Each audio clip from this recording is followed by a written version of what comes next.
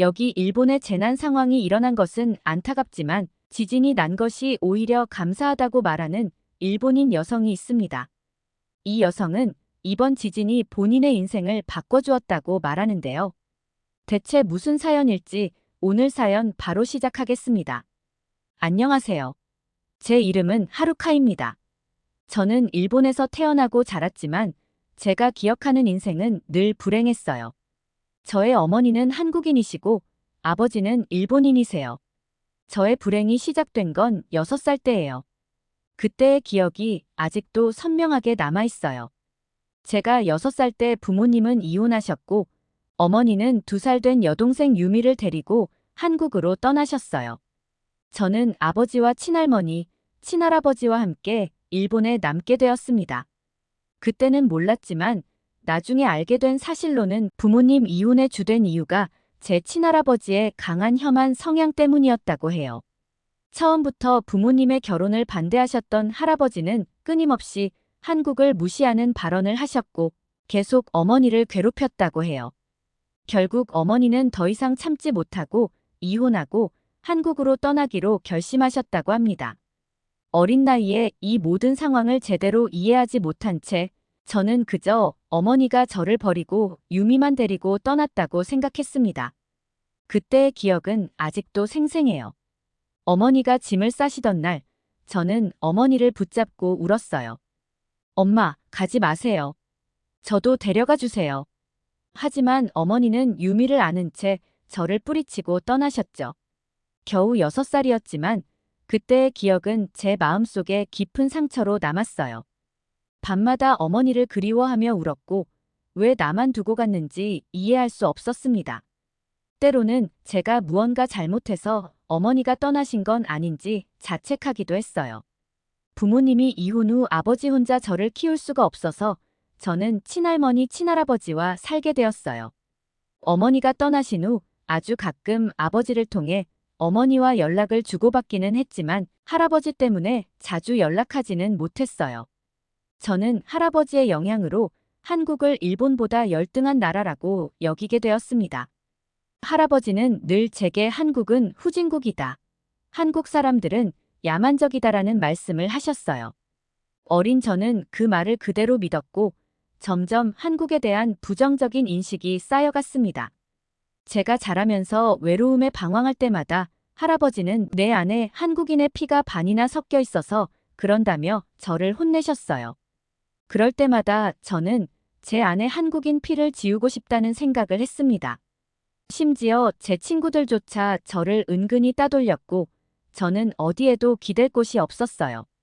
초등학교 시절 한 번은 수업 시간에 각자의 가족에 대해 발표하는 시간이 있었어요. 저는 용기를 내어 제 어머니가 한국인이라는 이야기를 했습니다. 그 순간 교실이 갑자기 조용해졌고 친구들의 시선이 저를 향했어요. 그 후로 친구들은 저를 반쪽이라고 부르기 시작했고 점심시간에 저와 함께 밥을 먹으려는 친구도 없었습니다. 그때부터 저는 제 정체성의 절반을 숨기기 시작했어요. 저는 점점 소극적으로 변해갔고 조용하고 눈에 띄지 않는 아이가 되어갔습니다. 아버지는 어머니와 이혼하신 지 4년쯤 지나 미유키라는 일본인 여성과 재혼하셨습니다. 아버지의 새로운 가정에서는 이복 동생 켄이 태어났어요. 켄이 태어난 날 아버지는 병원에서 전화를 하셨어요. 하루카, 내 남동생이 태어났단다. 이제 우리 가족이 완전해졌구나. 그 말을 들은 순간 저는 깊은 상처를 받았어요. 제가 있는 이 가정은 불완전했다는 뜻이었나요? 이복 동생의 탄생 이후 저는 더욱 심한 차별을 겪었습니다. 아버지는 켄에게 모든 관심을 쏟으셨고 저를 찾아오는 횟수도 점점 줄어들었어요. 아버지가 재혼하신 후 어머니와 연락은 완전히 끊어졌고 저는 더 이상 어머니를 그리워하지 않으려 노력했어요. 명절에도 저는 할아버지, 할머니와 함께 있었고 아버지의 새 가족은 따로 여행을 다녀오곤 했죠. 그럴수록 저는 어머니가 저를 버리고 유미만 데리고 한국으로 떠난 것에 대한 원망이 커져갔고 한국에 대한 반감도 깊어졌습니다. 14살 때 처음으로 한국 드라마를 몰래 보기 시작했어요. 할아버지 몰래 인터넷으로 한국 드라마를 보면서 처음으로 한국 문화에 대해 관심을 가지게 되었습니다. 하지만 동시에 무서운 감정도 들었어요. 할아버지가 아시면 큰일 날 거라고 생각했거든요.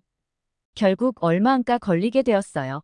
몰래 인터넷으로 한국 드라마를 보고 있었는데 할아버지가 제가 한국 드라마를 보고 있다는 사실을 알고 엄청나게 화를 내셨고 집안의 컴퓨터도 없애고 인터넷도 끊으셨어요. 그 이후로 다시는 한국의 드라마를 보지 않게 되었죠. 한국이 발전하고 있다는 소식이 들려올 때마다 저는 애써 외면했어요. 한 번은 TV에서 한국의 경제 성장에 대한 뉴스를 보게 되었는데 할아버지는 즉시 채널을 돌리셨죠. 허풍 떨고 있네. 일본을 따라올 수나 있겠어? 라고 말씀하셨어요. 저는 그 말에 동의하며 고개를 끄덕였지만 내심 궁금증이 생겼어요. 정말 한국은 그렇게 뒤떨어진 나라일까? 한국이 일본보다 못한 나라여야만 어머니와 유미가 일본을 떠난 것을 후회하고 다시 돌아올 거라고 믿었기 때문에 저는 계속해서 한국에 대한 부정적인 생각을 키워갔어요. 고등학교 시절 우연히 한국 유학생을 만난 적이 있어요. 그 친구는 제가 상상했던 것과는 전혀 다른 모습이었습니다. 똑똑하고 친절하고 세련되어 있었죠. 처음으로 제가 가지고 있던 한국에 대한 편견이 흔들리기 시작했어요. 하지만 여전히 할아버지의 영향력은 강했고 저는 그 친구와 깊이 사귀는 것을 피했습니다.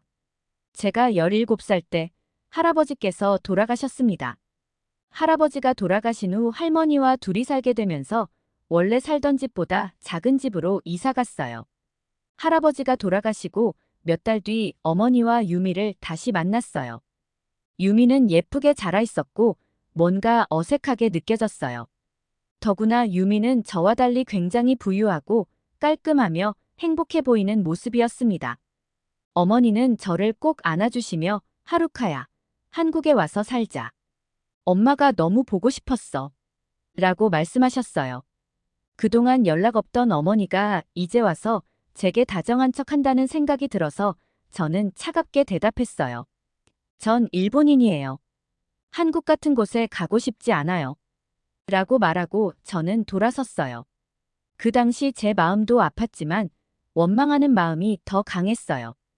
왜 나만 두고 갔는지, 왜 10년 넘는 시간 동안 한 번도 나를 데리러 오지 않았는지 그런 생각들이 제 마음을 가득 채웠습니다. 그게 어머니와의 마지막 만남이 되었어요. 어머니가 찾아온 후 저는 할머니와 함께 더 작은 집으로 한 번 더 이사를 갔습니다. 그 집은 제가 살던 동네가 아닌 후쿠오카 시내에서 멀리 떨어진 조용한 동네에 있었어요. 이사 첫날 할머니는 제게 말씀하셨죠. 하루카야, 이제 우리 둘뿐이다. 서로 의지하며 살자꾸나. 그 말씀에 저는 눈물이 났어요. 드디어 누군가가 저를 필요로 한다는 느낌이 들었거든요. 고등학교를 졸업한 후 저는 대학에 진학하고 싶었지만 그러지 못했어요. 할머니의 연금으로는 생활하기에도 빠듯했거든요. 대신 아르바이트를 하며 생활의 보탬이 되고자 노력했습니다. 동네 편의점에서 일하면서 저는 종종 한국 관광객들을 만났어요. 그들의 모습은 할아버지가 말씀하신 것과는 달랐어요. 세련되고 친절했죠. 하지만 저는 여전히 한국을 좋아하는 마음이 도무지 생기지 않았어요. 그렇게 평범한 일상을 보내고 있었는데 얼마 전 일본을 뒤흔드는 큰 사건이 발생했습니다. 바로 지진이었어요. 그날 아침, 저는 평소와 다름없이 출근 준비를 하고 있었어요. 갑자기 땅이 흔들리기 시작했고 서랍장에서 물건들이 떨어져 나왔어요. 할머니와 저는 깜짝 놀라 서로를 붙잡았죠. TV에서는 긴급 뉴스가 나오고 있었어요. 규슈 섬 남서부와 난카이 해곡 지역에서 대규모 지진이 발생했다는 소식이었죠. 우리가 살고 있는 후쿠오카는 위험 지역으로 분류되었어요. 후쿠오카는 규슈 섬 북부에 위치한 대도시로 지진의 영향을 직접적으로 받을 수 있는 곳이었고 난카이 해곡과도 상대적으로 가까운 위치에 있었거든요. 지진 직후 우리 동네는 혼란 그 자체였어요. 사람들은 거리로 뛰쳐나왔고 비상 사이렌 소리가 울려 퍼졌죠. 다행히도 우리 집은 큰 피해는 없었지만 이웃집의 유리창이 깨지고 화분들이 깨져 있는 걸 보았어요. 할머니와 저는 서로를 부둥켜 안은 채 한동안 떨고만 있었죠. 그 순간 저는 처음으로 삶의 불확실성을 체감했어요. 언제 어떻게 될지 모르는 인생에서 지금 이 순간 함께 있는 사람들이 얼마나 소중한지 깨달았습니다. 그리고 문득 한국에 계신 어머니와 유미를 보고 싶다는 생각을 했어요. 다행히도 이번 지진에서 후쿠오카는 상당한 진동을 겪었음에도 불구하고 대규모 피해는 보고되지 않았어요. 건물과 가정에서 전력선이 흔들리고 창문이 흔들리는 등의 현상이 있었지만 주된 구조물의 붕괴나 인명피해는 없었죠. 쓰나미 경보가 발령되었다가 곧 해제되기도 했어요. 하지만 지진 이후 우리 지역의 분위기는 완전히 달라졌어요. 마트에는 피난용품을 사려는 사람들로 북적거렸고 순식간에 물건들이 동이 났죠. 제가 일하는 편의점도 물과 통조림, 건전지 등이 금세 매진이 되었어요. 사람들의 얼굴에는 불안과 공포가 가득했죠. 여진의 위험을 피해 제 친한 친구 유키의 가족은 후쿠오카를 떠나 당분간 친척집으로 이동했어요. 이웃 중 몇몇은 아예 일본이 위험하다며 가까운 한국에 당분간 피신한다고 떠나는 사람들도 있었습니다. 하지만 할머니와 저에게 연락 오는 친척들은 없었어요. 아버지마저 연락이 오지 않았죠.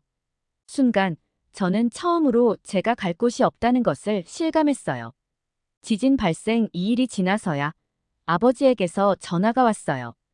하루카, 괜찮니? 할머니는 당분간 도쿄로 와 있는 게 어떻겠니?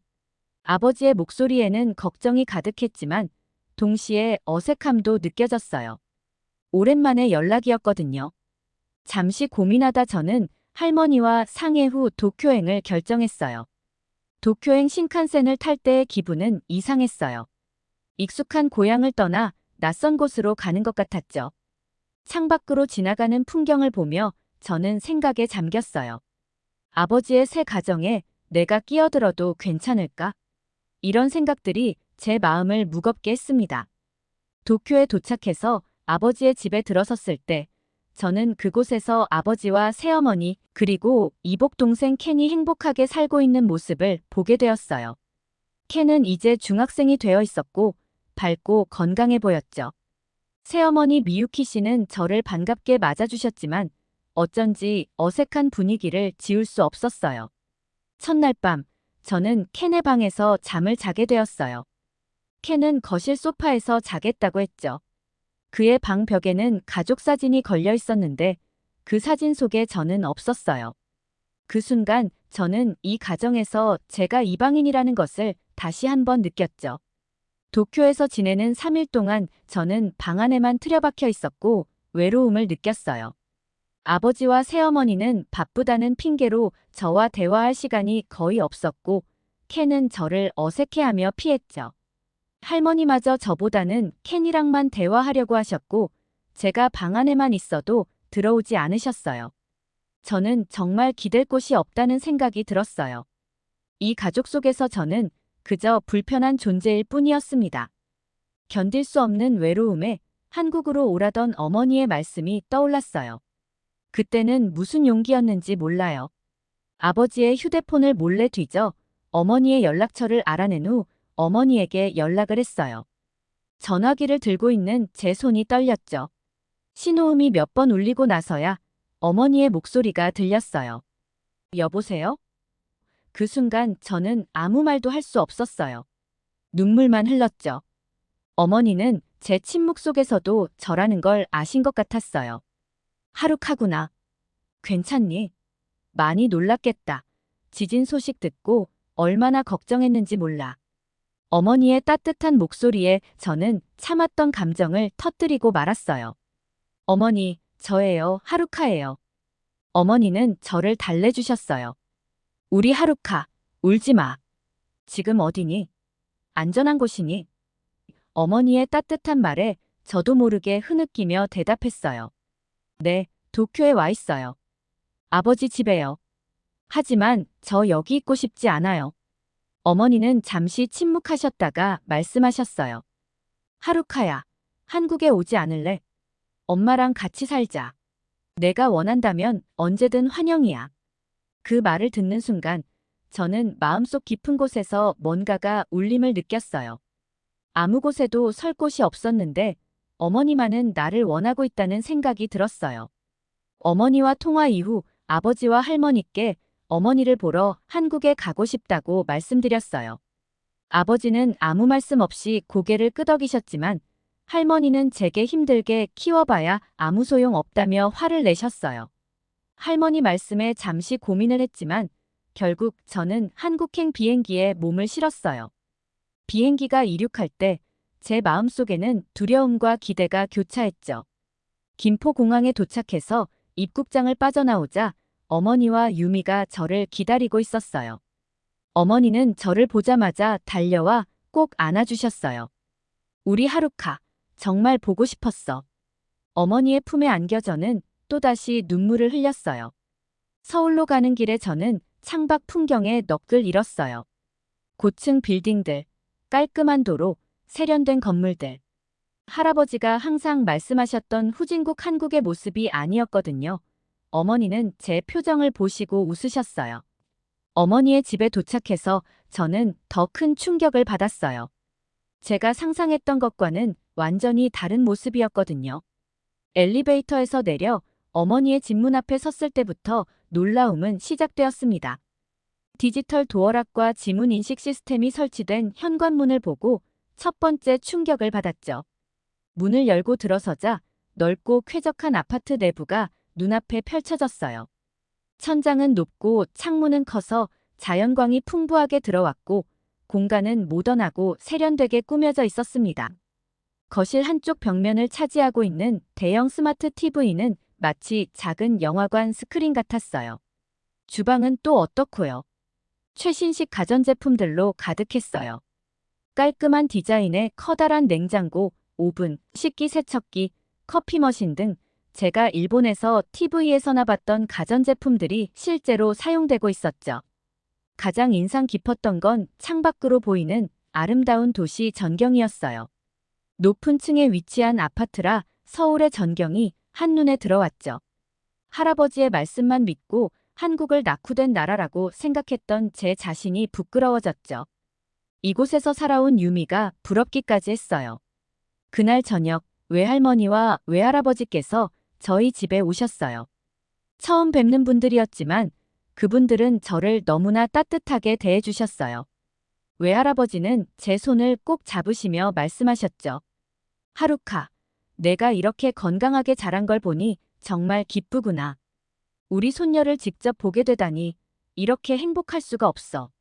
그 순간 저는 깨달았어요. 할아버지의 말씀, 일본 친구들의 시선, 그리고 제 안의 두려움 그 모든 것들이 저를 막고 있었던 것이라는 사실을요. 처음으로 제가 온전히 받아들여지는 느낌을 받았습니다. 한국을 온 첫날, 밤새도록 어머니와 둘이서 오랜 시간 대화를 나눴는데 충격적인 이야기를 듣게 되었어요. 어머니는 유미를 혼자 키우시며 열심히 일하셨고 지금은 음식점 2개를 운영하는 사장님이 되셨다고 말하셨어요. 한국에서 자리를 잡았을 때 저를 데리러 한국을 몇 번이나 방문한 적이 있었다는 사실도 알게 되었죠. 어머니는 아버지가 재혼한 것도 뒤늦게 알게 되셨대요. 그때 어머니는 저를 데려오려고 했었지만 아버지는 저와 직접 얘기해보겠다고 말하고는 답변을 안 주셨대요. 저를 만나러 몇 번이나 아버지께 연락했는데 아버지는 더 이상 연락을 받지 않으셨다고 하셨어요. 아버지가 연락을 받지 않으니 저와 연락할 방도가 없고 도저히 안 되겠어서 할머니 할아버지 댁에도 찾아가 봤는데 이미 할아버지는 돌아가셨고 저와 할머니 둘이 살고 있고 이사 갔다는 소식을 그제서야 듣게 되셨대요. 수소문 끝에 저를 찾아왔지만 저는 어머니를 외면했던 것이었습니다.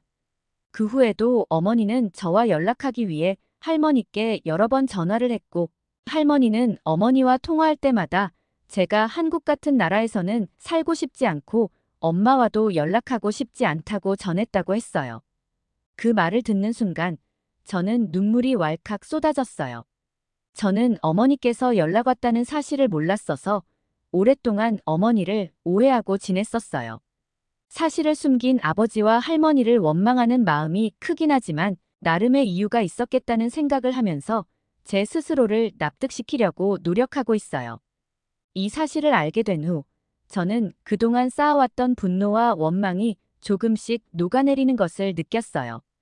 어머니가 저를 버린 게 아니라 오히려 데려가려고 노력하셨다는 사실에 가슴이 아팠습니다. 한국에 방문하고 며칠 동안 어머니는 제게 한국의 여러 음식을 만들어 주셨어요. 김치찌개, 된장찌개, 불고기 등 처음 맛보는 한국 요리들이 신기하면서도 맛있었습니다. 누군가가 저를 위한 따뜻한 밥을 차려준 게 너무 오랜만이라 행복하면서도 서글프다는 생각이 들었어요. 한국에 와서 며칠 동안 어머니와 유미와 여러 곳을 다니며 많은 것을 경험했어요. 전통과 현대가 공존하는 경복궁과 남산서울타워, 젊음의 열기로 가득한 홍대와 강남, 한국을 보면 볼수록 후진국이 아니었어요. 오히려 일본보다 발전된 나라라고 생각이 들었습니다. 한국에 와서 가장 먼저 놀란 것 중 하나는 인터넷 속도였어요. 일본에서도 빠르다고 생각했는데 한국의 인터넷은 그 몇 배는 더 빨랐죠. 거리 어디서나 무료 와이파이가 잡히고 지하철에서도 끊김없이 고화질 동영상을 볼 수 있었어요. 일본에서는 상상도 못할 정도로 편리했죠. 유미는 이게 당연하다는 듯이 말하더라고요. 언니, 우리나라는 인터넷 강국이야. 라고 자랑스럽게 말하는 유미를 보며 한국의 기술력에 다시 한번 감탄했습니다. 특히 한국의 IT 기술에 놀랐어요. 스마트폰 하나로 거의 모든 일상생활이 가능하다는 게 신기했죠. 지하철에서 모든 사람들이 최신 스마트폰을 사용하는 모습, 곳곳에 설치된 무료 와이파이, 편의점에서도 사용 가능한 간편 결제 시스템 등을 보며 충격을 받았습니다. 한 번은 카페에 갔다가 놀라운 경험을 했어요. 주문을 할 때 키오스크를 사용했는데 그 기계가 여러 언어를 지원하더라고요. 일본어 옵션을 선택하자 모든 메뉴가 일본어로 표시되었어요. 이런 세심한 배려에 감동받았고 한국이 얼마나 국제화되어 있는지 실감했습니다. 유미가 보여준 한국의 대중문화도 너무 대단했어요. 전에는 할아버지의 영향으로 K-팝이나 한국 드라마에 관심을 두지 않았는데 이곳에 와서 직접 경험해보니 그 매력을 이해할 수 있었어요. BTS나 블랙핑크 같은 아이돌 그룹의 퍼포먼스를 보면서 왜 전 세계 팬들이 열광하는지 알 것 같았죠. 며칠 동안 한국 생활을 경험하면서 저는 점점 이곳에 정을 붙이기 시작했어요. 사람들의 따뜻함, 발전된 기술, 풍부한 문화 이 모든 것이 제게는 신기하게 다가왔어요. 그리고 무엇보다 어머니와 유미와 함께 있을 때 느끼는 가족의 따뜻함이 저를 행복하게 만들었어요. 어느 날 저녁, 어머니께서 제게 한국에서 다시 공부해서 대학을 가는 게 어떤지 물어보셨어요. 저는 아주 잠시 고민했지만 한국에 머물기로 결정했어요. 이제야 찾은 것 같은 이 따뜻함과 소속감을 다시 잃고 싶지 않았거든요. 하지만 현실적인 문제가 있었어요. 한국어 실력이 부족해 당장 대학에 진학하는 것은 불가능했죠. 어머니는 제가 한국어를 배우고 대학 입시를 준비할 수 있도록 1년간 어학원에 다니는 것을 제안하셨어요. 저는 그 제안을 기쁘게 받아들였습니다. 이제 저는 한국에서의 새로운 삶을 꿈꾸고 있어요. 언젠가는 이곳에서 대학을 다니고 싶어요. 한국어도 열심히 배워서 어머니, 유미와도 더 깊은 대화를 나누고 싶어요. 이 모든 변화가 불과 2주 만에 일어났다는 게 믿기지 않아요. 난카이 지진이 저의 인생을 완전히 바꿔놓았습니다. 불행한 사건이었지만 그로 인해 저는 새로운 삶을 찾게 되었어요. 오히려 지진이 일어난 게 제겐 감사할 정도예요. 어제 저녁에 할머니께 전화가 왔어요. 할머니께서는 곧 후쿠오카 살던 집으로 돌아갈 건데 제게 언제 일본으로 돌아올 것인지 물어보시더라고요. 저는 앞으로 한국에서 어머니와 함께 살고 싶다고 말씀드렸어요. 할머니는 제 말을 듣고는 할머니가 걱정되지도 않냐고 화내시기도 하고 내가 어떻게 그럴 수 있냐며 한참 동안 원망의 말씀을 하셨습니다. 저는 조용히 2시간 넘게 할머니의 이야기를 듣고 전화를 끊었습니다. 혼자 계실 할머니를 생각하면 마음은 아프지만 일본에서의 삶으로 돌아가고 싶지 않고 저도 유미처럼 켄처럼 어머니의 따뜻한 사랑을 받으며 살고 싶었어요. 할머니와 통화 후 제 기분이 안 좋아 보였는지 어머니와 유미가 저를 데리고 한강공원이라는 곳을 데려갔어요. 저녁이고 더운 날씨였지만 많은 사람들이 평화롭고 행복한 시간을 보내고 있었어요. 조용히 한강의 야경을 보면서 저는 지금까지 살아온 시간에 대해서 많은 생각이 들었습니다. 특히 할아버지가 생각났어요. 할아버지는 왜 그렇게 저를 미워하셨을까요? 왜 그렇게 한국을 싫어하셨을까요? 한국이 발전되고 있다는 걸 왜 인정하지 않으셨을까요? 그 대답을 들을 수는 없겠지만 저도 이제 과거는 잊고 발전된 한국에서 미래를 꿈꾸고 싶어요. 저는 이제 당당하게 말할 수 있어요. 저는 하루카입니다. 저의 어머니는 한국인입니다. 더 이상 저는 한국인의 피를 가지고 있다는 것을 부정하지 않게 되었습니다. 오랜 시간 한국을 원망했지만 앞으로는 한국에서 행복한 삶을 살고 싶어요. 저는 반은 일본인의 피를 가지고 있지만 제가 한국에서 행복한 삶을 살 수 있게 많은 한국 분들이 응원해 주신다면 앞으로 한국에서 살아가는 데 있어 더 힘이 날 것 같아서 용기 내서 사연을 보내게 되었습니다. 제 사연 들어주셔서 감사합니다. 사연 보내주신 하루카님 감사합니다. 하루카님의 사연을 보면서 정말 안타깝다는 생각이 들고 마음이 아팠습니다. 먼저 한국으로 오신 걸 환영합니다. 앞으로 하루카님은 한국에서 꼭 행복하게 잘 사실 거예요. 하루카님의 행복한 삶을 응원하겠습니다. 오늘 사연이 재미있으셨다면 구독과 좋아요, 알림 설정까지 부탁드립니다. 더 재미있는 사연으로 돌아오겠습니다. 이상 감동 탐험이었습니다.